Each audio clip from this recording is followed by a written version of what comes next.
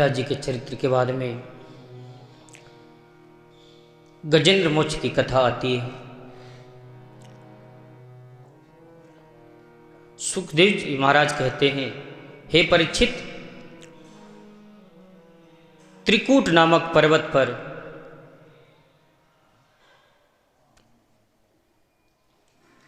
एक प्रसिद्ध और चारों तरफ से क्षीर समुद्र से घिरा हुआ त्रिकूट, स्वर्ण और चांदी और लोहे के 3 शिखरों वाला, उसे त्रिकूट कहते हैं। आकाश और दिशाओं को प्रकाशित करता है।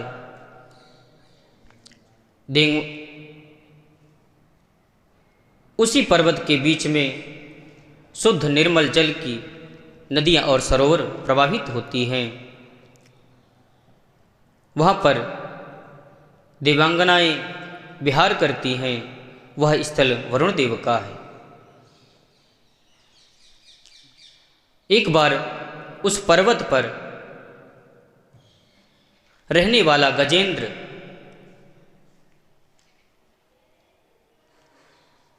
अपने बच्चों, अपने परिवार के साथ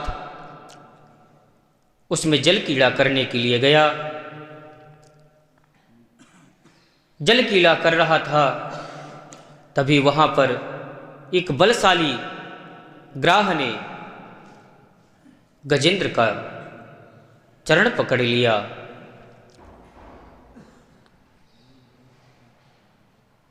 और गजेंद्र उससे छुड़ा नहीं पाए।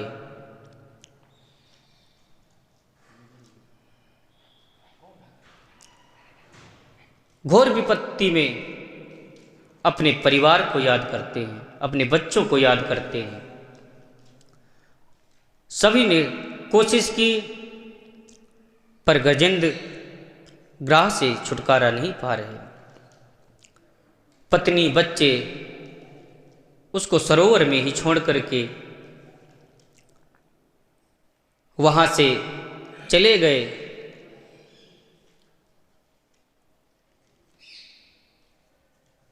तो फिर अब किसकी याद की जाए? मरणासन्न हो गया।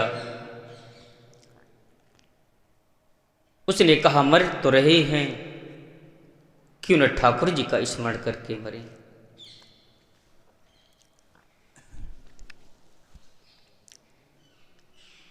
गजेंद्र सोचने लगा,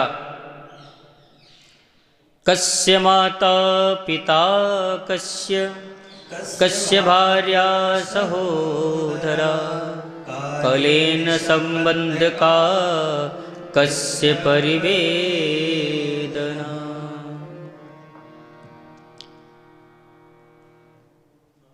गजेंद्र त्रिकूट पर रहता है।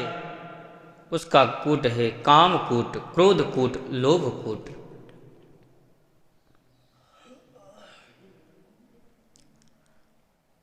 अपने स्थान का वह राजा बना फिरता था। सोचता था, जब मेरे से बलशाली कोई नहीं है। तब उसको ग्राह ने जब पकड़ा तो उससे निर्बल होकर भगवान को ही पुकारना पड़ा। ओम नमो भगवते स्मै यद पुरुषाय दिवीजाय परेशाय भगवान ने वहां से भगवान गज का और ग्रह का उद्धार किया। ग्रह के मरते समय देवतुल्य एक पुरुष उसमें से निकला। वो गंधर्व योनि को प्राप्त करके अपने स्वधाम चला गया। परीक्षित जी कहते, हे गुरुदेव, ये दोनों कौन थे? ग्राह पूर्व जन्म में हुहु नाम का गंधर्व था। देवल ऋषि एक तालाब में, एक सरोवर में स्नान कर रहे थे। वह हुहु नाम का गंधर्व वहाँ पर आकर स्नान कर रहे मुनि का जल में के अंदर जाकर उनका चरण पकड़ लिया। देवल मुनि डर गए, देखा कि हूहू है, तो क्रोधित होकर उसे श्राप दे दिया। कहा, जा तू ग्राह जैसे मेरा चरण पकड़ा, तू जा ग्राह हो जा।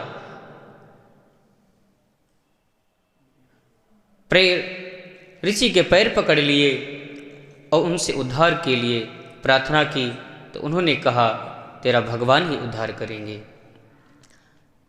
कब करेंगे? जब तू किसी भक्त का चरण पकड़ेगा, उसकी शरण में जाएगा, तो तेरा उद्धार हो जाएगा।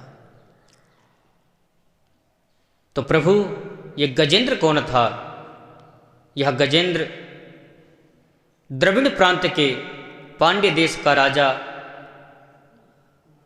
इंद्रदुम्न नामक यह राजा था। मलयाचल पर तपस्या करता था। एक दिन अगस्त मुनि वहां पर आए।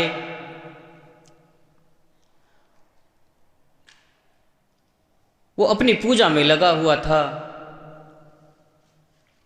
मगर अगस्त मुनि को आया देख करके ना वह उठा और न प्रणाम किया। अगस्त मुनि क्रोधित होके कहा, गज जैसे बैठा है, गज के समान तू बैठा हुआ है, जा तू गज हो जा। गज ने, इंद्रदुम्न ने अगस्त मुनि की प्रार्थना की और कहा, भगवान मेरा उद्धार कैसे होगा? तो कहा, तुम्हारा उद्धार श्री हरि करेंगे। तो ये इंद्रदुम्न भगवान का भक्त और ग्राह हुहू नाम का गंधर्व, जब गंधर्व ने इंद्रदुम्न ने ग्राह ने गज का पैर पकड़ा, तो भगवान ने पहले किसका उद्धार किया? ग्राह का। दोनों का उद्धार किया। सुखदेव जी कहते हैं, जो इसका पठन श्रवण करेगा, उसको सब संकटों से मुक्ति हो जाएगी।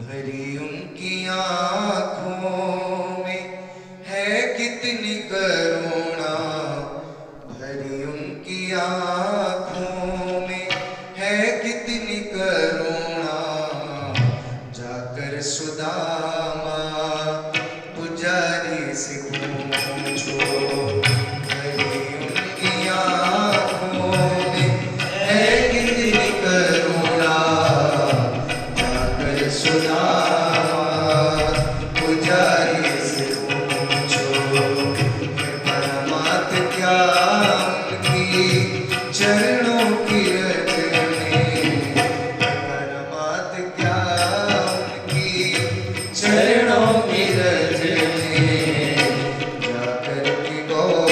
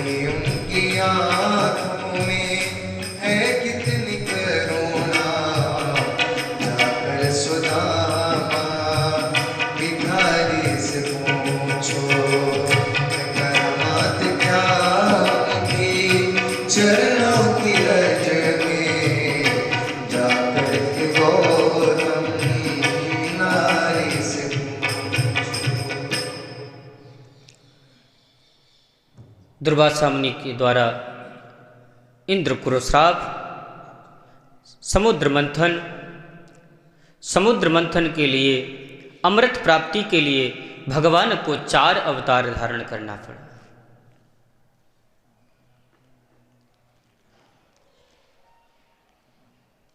परीक्षित जी कहते हैं, भगवान, हे सुखदेव जी महाराज, ये भगवान के कौन से 4 अवतार हुए? भगवान के सुखदेव कहने लगे, हे परीक्षित, भगवान कच्छप का अवतार लिया, भगवान श्री हरि का अवतार लिया, भगवान ने मोहिनी का अवतार लिया और भगवान श्री धन्वंतरी का अवतार लिया। कच्छप बनकर भगवान मद्राचल को अपनी पीठ पे धारण किया। मद्राचल लाने के लिए भगवान श्री हरि आए। अमृत को देव असुरों से लेने के लिए भगवान मोहिनी का रूप धारण किया और अमृत का कलश लेकर भगवान धन्वंतरी के रूप में आए। उस अमृत को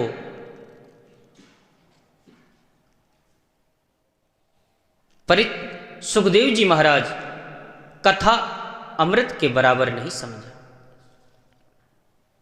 देवताओं को नहीं दिया। इसके आगे महाराज बलि की कथा आती है। बलि गुरुदेव का त्याग की कथा आती है। गुरु ने बलि का त्याग कर दिया।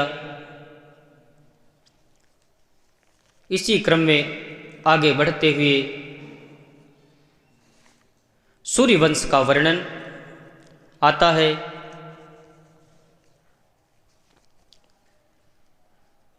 सूर्यवंश में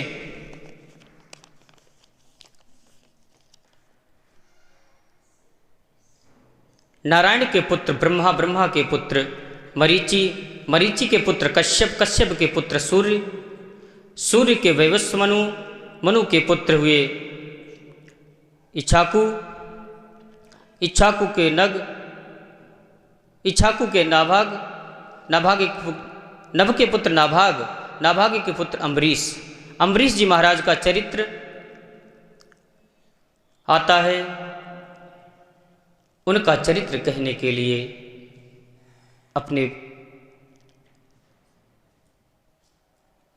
अगर उनके चरित्र में जाते हैं तो उनका चरित्र अगाध है। तो आज रामलला को भी आना है और कन्हैया को भी आना है, तो परीक्षित जी महाराज को प्रणाम ही तो करना पड़ेगा। परीक्षित जी महाराज को प्रणाम करते हुए अम्बरीश जी महाराज को प्रणाम करते हुए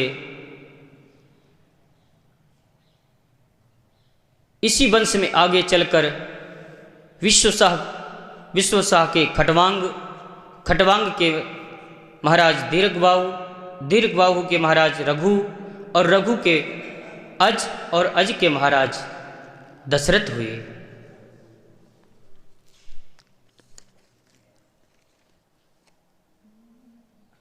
सुखदेव जी महाराज कहने लगे, हे राजन, महाराज दशरथ के 3 रानियां थी, कौशल्या, केकई और सुमित्रा। परंतु संतानहीन होने के कारण महाराज और महारानी बहुत दुखी रहते। सब कुछ होते हुए भी महाराज दशरथ जब इंद्रलोक जाते तो इंद्र भी खड़े होकर उनका स्वागत करता, आधा सिंहासन उनको देता। इतना विशाल वैभव महाराज दशरथ के पास, पर उनके पुत्र न होने के कारण उन्हें दुख बहुत हुआ। एक बार भूपति मन माही, एक बार भूपति मन माही, भई गलानी मोरे सुत नाही। भई गलानी मोरे सुत नाही। गुरु ग्रह गयऊ तुरत महिपाला, गुरु ग्रह गयऊ तुरत महिपाला, चरण लागी करी विनय विशाला। शरण लागी करी विनय विशाला, निज दुख सुख सब गुरु ही सुनायो, निज दुख सुख सब गुरु ही सुनायो, कही वशिष्ठ बहु विधि समुझायो। कही वशिष्ठ बहुविधि समझायो, धरहु धीर हुई हहि सुत चारी, धरहु धीर सुत चारी, त्रिभुवन विदित, त्रिभुवन विदित भगत भयहारी। श्रृंगी ऋषि वशिष्ठ बुलावा, पुत्र काम शुभ जग ऋषि वशिष्ठ बुलावा, पुत्र काम शुभ जग।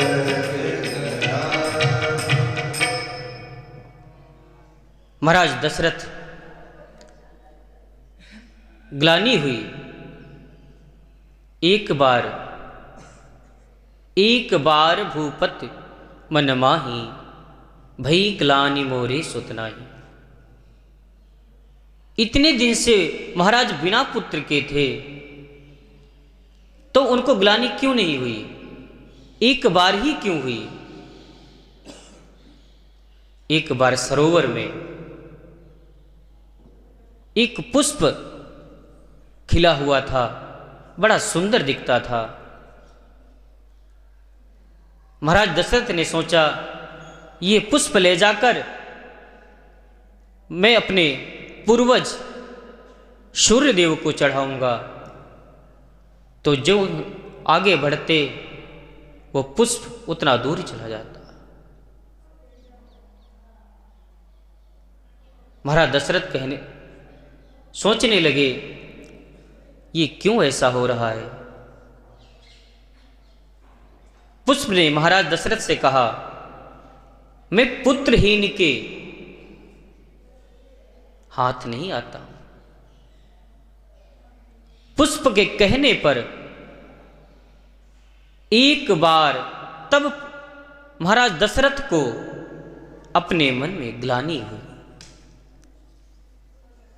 ग्लानि हुई पर किसके पास गए?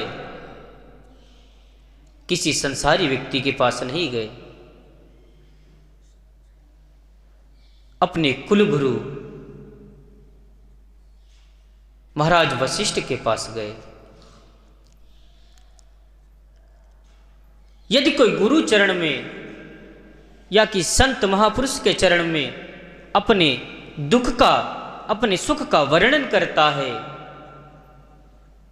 निज दुख सुख सब गुरु ही सुनायो।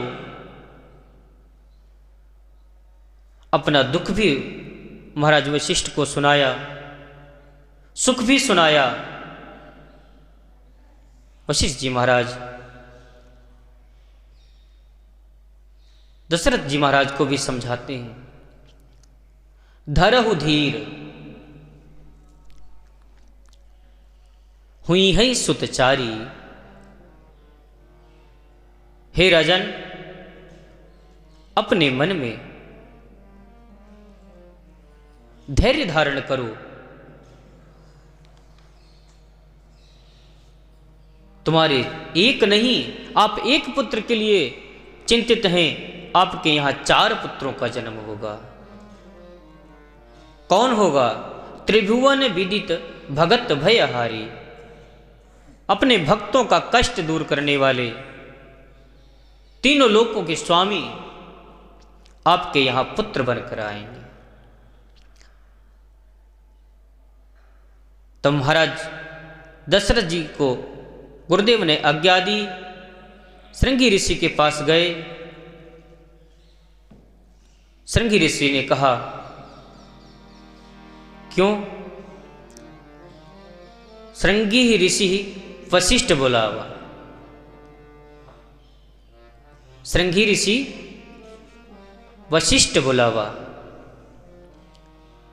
राजा दशरथ ने यह नहीं कहा कि मैं आपसे प्रार्थना करने के लिए, अपने पुत्र प्राप्ति के लिए, यज्ञ कराने के लिए आपको बुलाने, हमारे गुरुदेव ने आपको बुलाया है। उन्होंने नहीं कुछ बताया।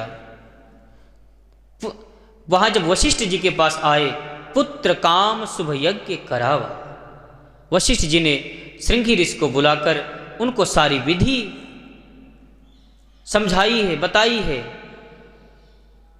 पुत्र काम शुभ यज्ञ करावा, यज्ञ कराए हैं। उस यज्ञ से अग्निदेव ने महाराज वशिष्ठ को एक चरु दिया है। उस चरु में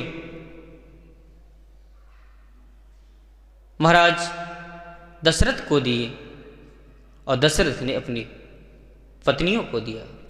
अर्ध भाग कौशल्य ही दीना, अर्ध भाग कौशल्य ही दीना, उभय भाग आधे कर दीना, उभय भाग आधे कर दीना, के कई कहन सो तब दयऊ, कई कहन सो दयऊ, रहो सो उभय भाग पुनि भयऊ, रहो सो उभय भाग पुनि भयऊ। कौशल्या के कई हाथ धरी,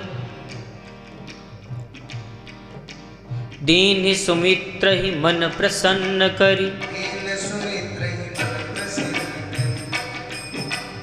अर्ध भाग कौशल्य ही दीना, उभय भाग आगे कर दीना।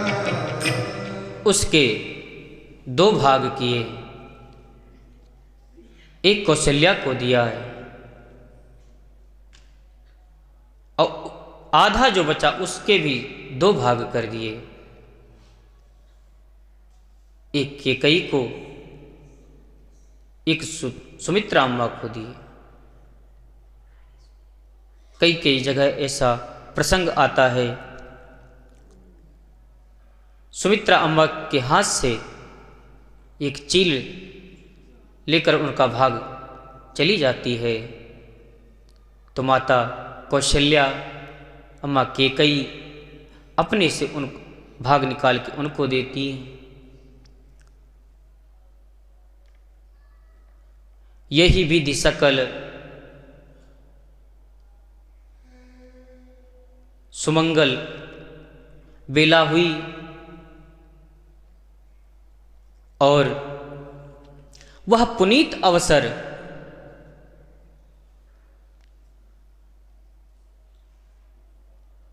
वह पुनीत क्षण हमारे बीच आने वाला ही। तो कौन?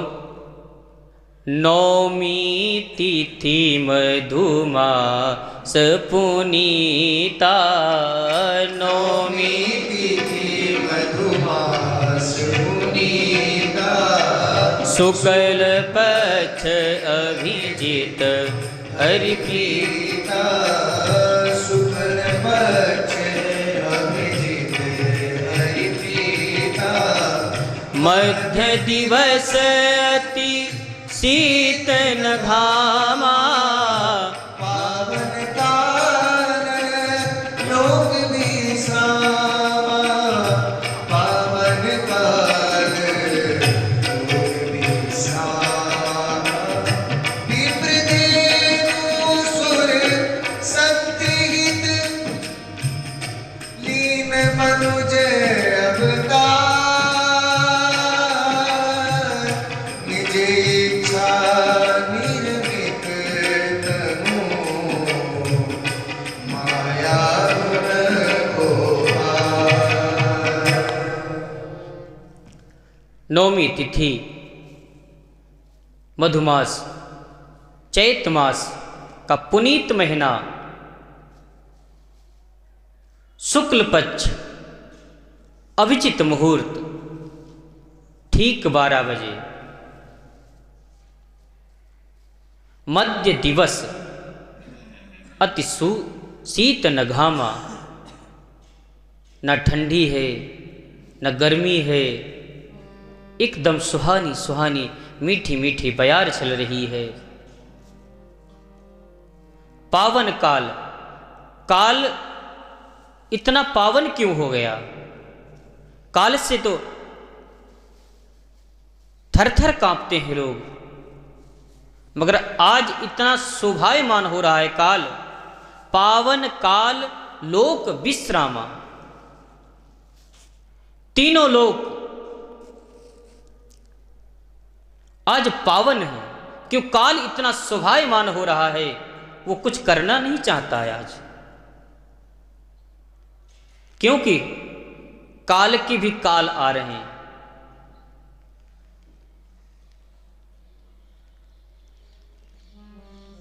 मध्य दिवस अति शीत न घामा पावन अखिल लोक विश्रामा।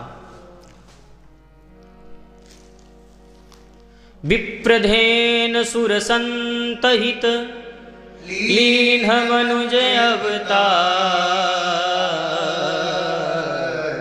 निज इच्छा निर्मति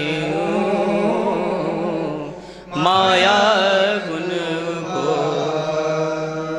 बोले राजा रामचंद्र भगवान की,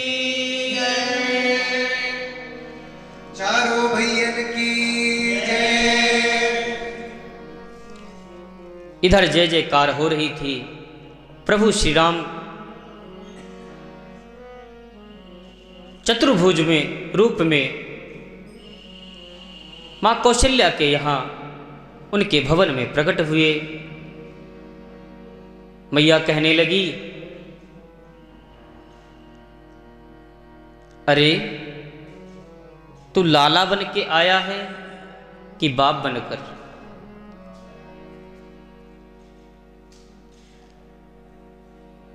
ऐसा नहीं, तू बालक बनकर आओ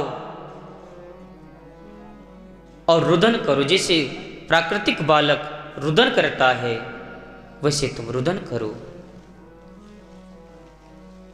भय प्रगट कृपाला दीन दयाला कौशल्या हितकारी हर्षित महतारी अद्भुत रूप विचारी लोचन अभिरामा तन घनश्यामा निज आयुध भुजचारी भूषण बनमाला नैन विशाला शोभा सिंधु करारी कर दुई कर जोरी स्तुति तोरी कहीं विध कराओ मनहरता माया गुण ज्ञाना एत अमाना वेद पुराण घन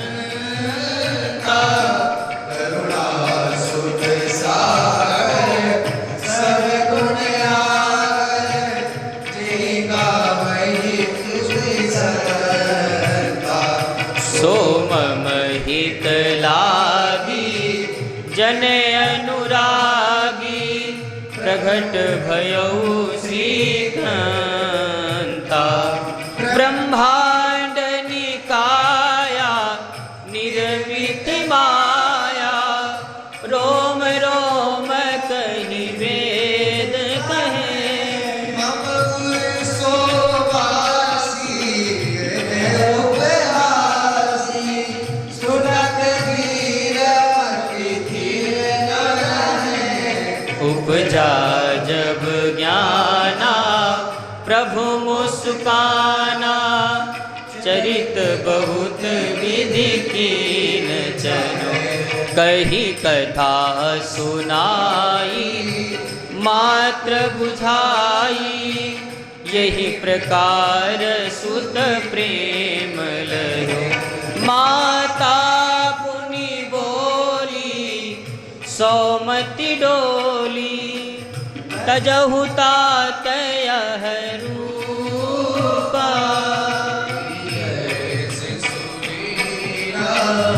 अति प्रिय सीला यह सुख परम अनूपा सुनी बचन सुजाना रोधन ठाना हुई बालक सुर भूपा। मैया के वचन सुनकर श्री रामलला बालक बने और प्राकृतिक बालक जैसे रोना चालू किया। माता पुनि बोली सौमति डोली तजहु तात यह रूपा की जय शिशुलीला अति प्रिय सीला यह सुख परम अनूपा सुनी बचन सुजाना रोधन ठाना हुई बालक सुर भूपा। चरित जिगाई हरिपद पाई तेना करई भवतूपा प्रगट कृपाला दीन दयाला कौशल्या हितकारी हर सिद्ध महतारी मुनि बनहारी अद्भुत रूप निहारी। कौशल्या अम्मा ने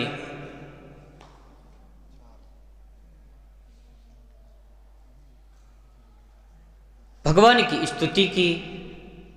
भगवान माता के कहने पे बालक बने। दासी दौड़कर आई राजा के पास, कहा महाराज महाराज कैकेयी महाराज कौशल्या अम्मा के पुत्र का जन्म हुआ है। दूसरी रानी आई, दासी आती है, महाराज कैकेयी अम्मा के भी पुत्र हुआ। तीसरी रानी आती है,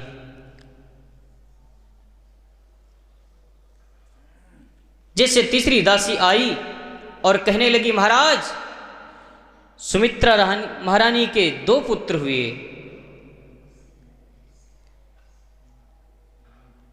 महाराज दशरथ के आनंद नहीं समा रहा। दशरथ पुत्र जन्म सुनी काना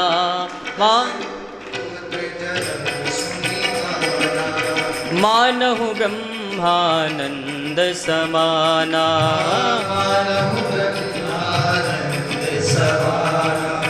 मानहु ब्रह्मानंद समाना।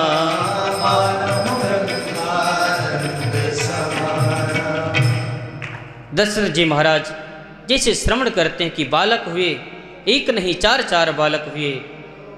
विप्रों को, बंदी जन को, सभी को बुलाते हैं और बधाई, सभी ब्राह्मण वैद्य संत सभी बधाई गा रहे हैं। प्रकट चारों भैया भैया अवध में बाजे बधैया प्रगटे हैं चारों भैया अवध में बाजे बधैया बाजे बधैया बाजे बधैया बाजे बधैया बाजे बधैया बाजे बधैया बाजे बधैया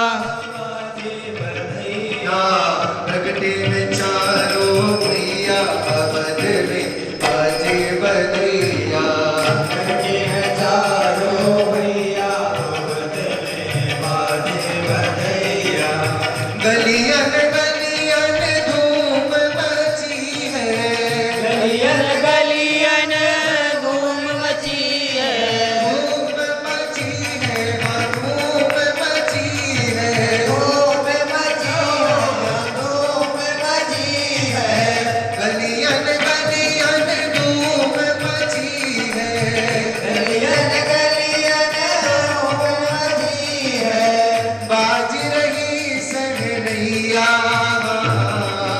बाज रही सहनैया अवध में बाजे बधैया प्रगटे हैं चारों भैया अवध में बाजे बधैया मैया लुटावे हीरा मोती मैया लुटावे हीरा मोती हीरा मोती हाँ हीरा मोती हीरा मोती हाँ हीरा मोती मैया लुटावे हीरा मोती मैया लुटावे हीरा मोती राजा लुटाए भैया अवध में बाजे बधैया प्रगटे हैं चारों भैया अवध में बाजे बधैया प्रगटे हैं चारों भैया अवध में बाजे बधैया बाजे बधैया बाजे बधैया बाजे बधैया बाजे बधैया बधाई हो बधाई हो दशरथ को बधाई हो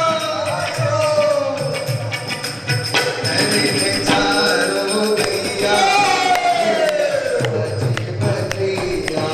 प्रगटे हैं चारों भैया अवध में बाजे बधैया बाजे मृदंग ताल ढप बाजे ताल ढप बाजे ताल ढप बाजे ताल ढप बाजे ताल ढप बाजे ताल ढप बाजे झांझ मृदंग ताल ढप बाजे ताल मृदंग ताल ढप बाजे नाचे नाचे नाचे गाता थैया अवध में बाजे बधैया नाचे गाता थैया अवध में बाजे बधैया बाजे बधैया बाजे शनैया बाजे बधैया बाजे बधैया प्रगटे में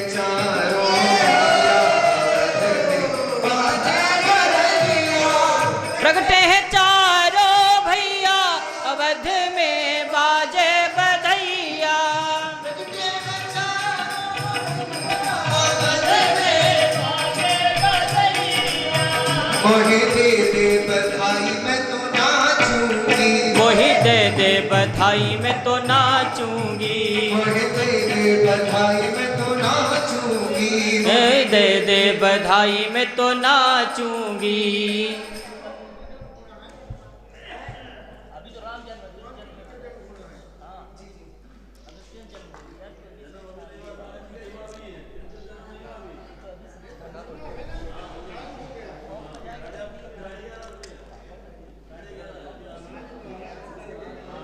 रामलला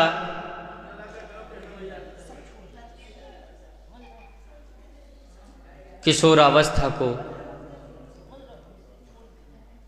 प्राप्त हो गई। महाराज दशरथ ने पुत्रों का नामकरण कराया। इनके नाम अनेक अनूपा, मैं नप कहब सुमति अनुरूपा। जो आनंद सिंधु सुख राशि, सी करते त्रैलोक सुपासी। सो सुख धाम राम असनामा, अखिल लोकदायक विश्रामा। विश्व भरण पोषण कर जोई, ताकर नाम भरत अस होई। जाके सुमिरन तेर पुनासा, नाम शत्रुघ्न वेद प्रकाशा।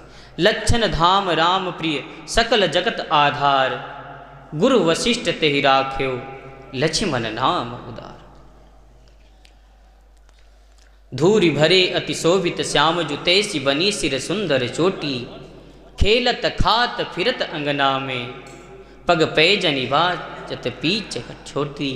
या छवि को रस खान विलोकत, भारत काम कला निधि कोटि।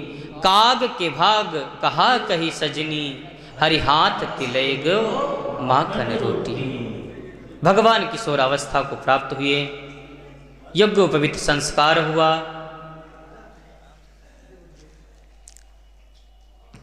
भगवान ने विश्वामित्र मुनि की यज्ञ रक्षा की।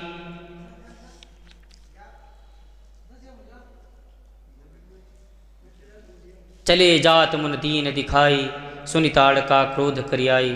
भगवान ताड़का का उद्धार किया।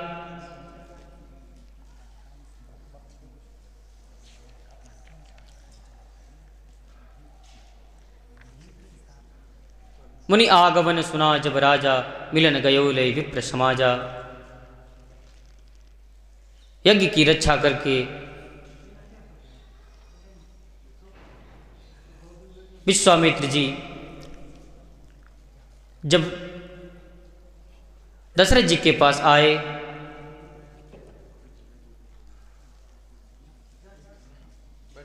अनुज समेत देहु रघुनाथा, निश्चर बदमय हो बसना था। मुझे रामलला और अनुज श्री लक्ष्मण जी को हमारे साथ भेज दीजिए और निश्चर का ये वध करके हमें सनाथ करें। चौथे पन पायूं सुतचारी, विप्र वचन नहीं कहे हु बिचारी। आपने विचार करके नहीं मांगा। मैं चौथे वन पे बुढ़ापे में तो पुत्र प्राप्त हुए, और इनको भी मैं आपके साथ भेज दूं। इतने कोमल हैं, उस कठोर वन में, उस कठोर जंगल में कैसे ये रहेंगे। तब वशिष्ठ बहुविधि समुझावा, सब प्रकार से वशिष्ठ जी ने समझाया। महाराज दशरथ के समझ में नहीं आ रहा। गोस्वामी तुलसीदास जी कहते हैं, तब वशिष्ठ बहु विधि समुझावा।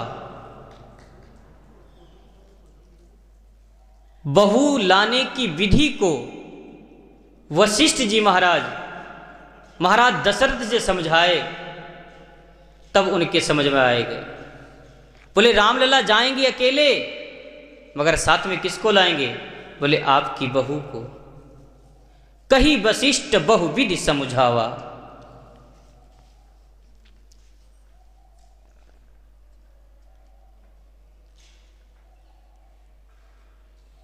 विश्वामित्र के साथ में राम लक्ष्मण को महाराज दशरथ ने भेजा। ताड़का का उद्धार, यज्ञ की रक्षा, मारीच निशाचर आदि का उद्धार। बिनु फरबान राम तेहि मारा, सतयोजन का सागर पारा। पावक सर सुबाहु पुनि मारा, अनुज निशाचर कटक संहारा। उस जंगल के सारे राक्षसों को मार दिया। आश्रम चारों तरफ से सुरक्षित हो गया। आश्रम एक दीख जहाँ जाई, खग मृग जीव जंतु जहाँ नाई। गौतम नारी श्राप बस उबल दीह धरी धीर, चरण कमल रज चाहत कृपा करहु रघुवीर। गौतम नारी अहिल्या का उद्धार और जनकपुर के लिए प्रस्थान। कहु नाथ सुंदर दो बालक, मुनिकुल तिलक कि नपकुल पालक, सहच रूप विराग मुनि मनु तोरा, थकित होत जिमि चंद्र चकोरा। भगवान जनकपुर गए हैं और वहां पुष्प वाटिका में जब पुष्प लेने के लिए गए, वहां पर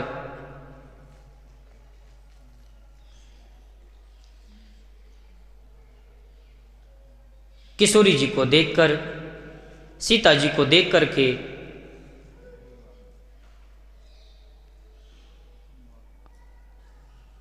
मनहु काम, जब किशोरी जी चल रही हैं तब उनके नूपुर की झनकार प्रभु के श्रवण में पड़ती है और उन्हें देख करके ठाकुर जी का भी मन लुभावना हो जाता है, उनको देखने की इच्छा होती है। ठाकुर जी वहाँ, कथा बहुत विशाल है, इसको जितना बढ़ाएंगी उतना बढ़ती जाएगी। महाराज दशरथ ने अयोध्या से बारात लेकर जनकपुर गए हैं। जनकपुर से वापस आके श्रवण समीप सेत भय केसा, मनहु जठरपन अस उपदेशा, नप युव राज राम कहु देहि, जीवन लहाउ किने लेहु। सुनहु प्राण प्रिय भावत जी का, मागहु एक भरत कर टीका। आए हैं वहाँ से, जनकपुर से यहाँ महाराज दशरथ विचार करके विप्रों से, वशिष्ठ जी महाराज से राज तिलक की तैयारी करवाई, मगर मंथरा के बहकाने में आकर कैकेयी अम्मा ने दशरथ जी महाराज से 2 वरदान मांगने। सुनहु प्राण प्रिय भावत जी का, देहु एक भरत कहि टीका, मांगहु दूसर बर कर जोरी, पूर्वहु नाथ मनोरथ मोरी, तापस वेश विशेष उदासी, 14 वर्ष राम वनवासी। आगे चलकर महाराज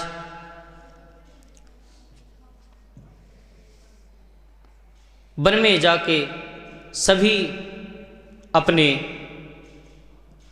भक्तों को, अपने संतों को सुख देते हुए वहां विचरण करने लगे। केवट ठाकुर जी से मान करने लगा। प्रभु ने प्रभु के चरण धोए, नाव पे चढ़ाया और गंगा पार कर दिया। गंगा पार जाने के मुनियों से ठाकुर जी पूछते हैं, मैं कहाँ निवास करूं? चित्रकूट में निवास बताया, इत्यादि कथाएं आती हैं। समय बहुत हो गया है, समय के अभाव के कारण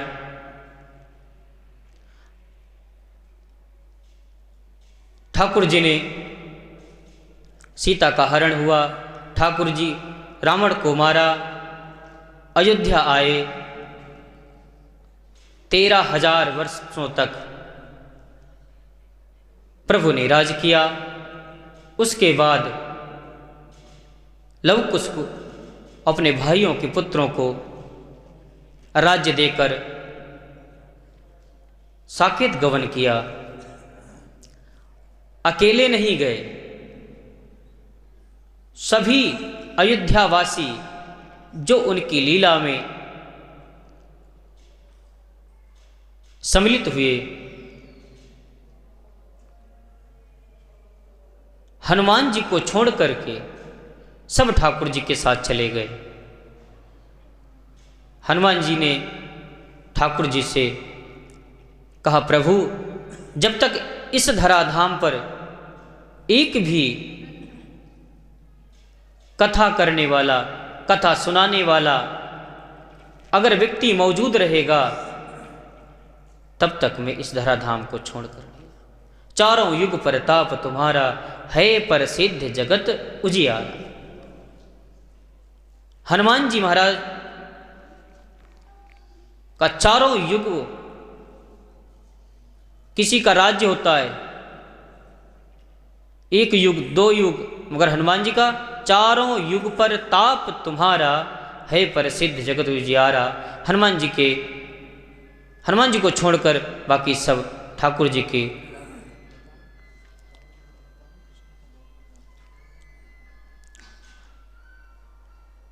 गवन कृष्ण कथा सुनने के पूर्व, राम कथा इसलिए कही जाती है, कृष्ण कथा सुनने के पूर्व अगर राम कथा नहीं श्रवण की है तो कृष्ण का चरित्र समझ में नहीं आएगा।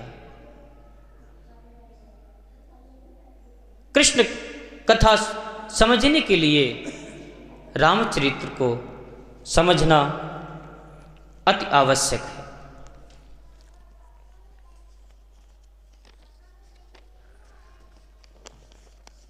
श्री कृष्ण गोविंद हरे मुरारी, हे नाथ नारायण वासुदेवा। श्री कृष्ण गोविंद हरे मुरारी, हे नाथ नारायण वासुदेवा। हे नाथ नारायण वासुदेवा। हे नाथ नारायण वासुदेवा। हे नाथ नारायण वासुदेवा। हे नाथ नारायण वासुदेवा। श्री कृष्ण गोविंद हरे मुरारी, हे नाथ नारायण वासुदेवा। श्री कृष्ण गोविंद हरे मुरारी, हे नाथ नारायण वासुदेवा।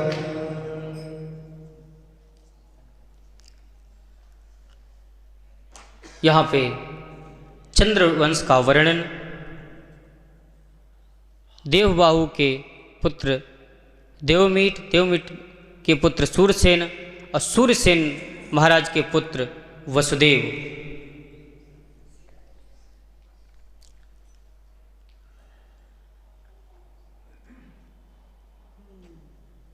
वसुदेव जी महाराज के यहाँ हमारे गोविंद का जन्म होगा।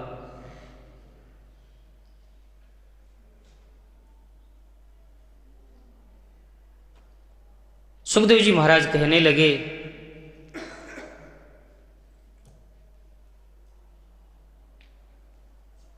हे प्रभु,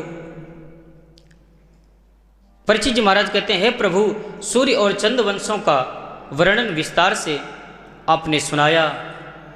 आपने कहा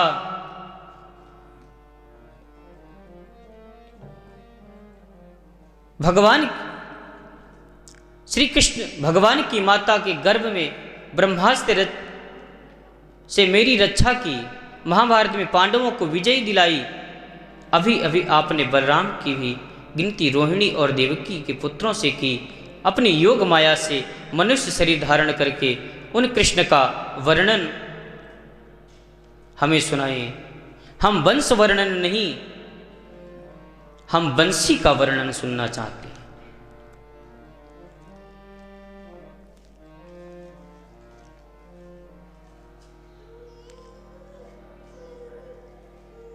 तब महाराज सुखदेव जी कहने लगे, हे राजन, मधुपुरी मथुरा के राजा उग्रसेन, यह उनके पुत्र की पत्नी का नाम पवन रेखा था। एक दिन वो सखियों के साथ बगीचे में घूम रही थी, तभी उसने कालनेमी नामक राक्षस को उग्रसेन का रूप बनाकर आया और पवन रेखा को एकांत में ले जाकर उनसे समागम करने की इच्छा जाहिर की। पवन रेखा ने मना किया, बोले पतिदेव ऐसा न कीजिए। लेकिन राक्षस न माना, बलपूर्वक बलात् भोग किया। पीछे जब वास्तविक रूप प्रकट किया तो पवन रेखा श्राप देने लगी। कालनेमी बोला, हे रानी, मुझे श्राप मत दो। आपके उदर में जो पुत्र होगा विश्व विजयी और महाप्रतापी होगा, पुत्र प्रतापी होगा। यह सुन करके पवन रेखा यह बात अपने में ही छुपा ली।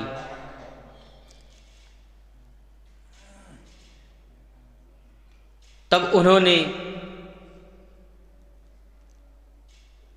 उग्रसेन तक को नहीं बताया। मनुष्य प्रारब्ध वश में होकर कर्म करता है, वरना निंदनीय कर्म संसार में किसको अच्छा लगता है। पवन रेखा ने निंदनीय कर्म किया और छुपा लिया। समय आने पर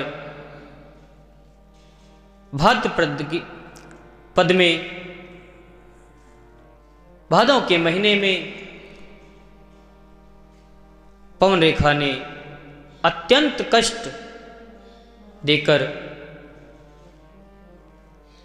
क्योंकि जब प्रवस का समय आया तो पवन रेखा को बगीचे की घटना याद आने लगी।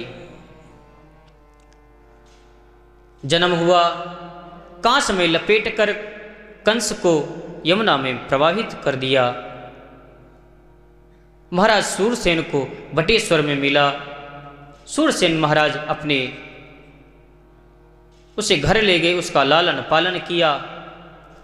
एक बार नारद जी के द्वारा उसको पता चला कि तेरे पिता ये नहीं, तेरे पिता मथुरा में विराजमान हैं, महाराज उग्रसेन। कंस के द्वारा ब्राह्मणों संतों का अपमान कराने लगा। उसके साथी दुष्ट स्वभाव के थे, उनसे अनैतिक कर्मों को करने के लिए उन्हें बाध्य कर दिया।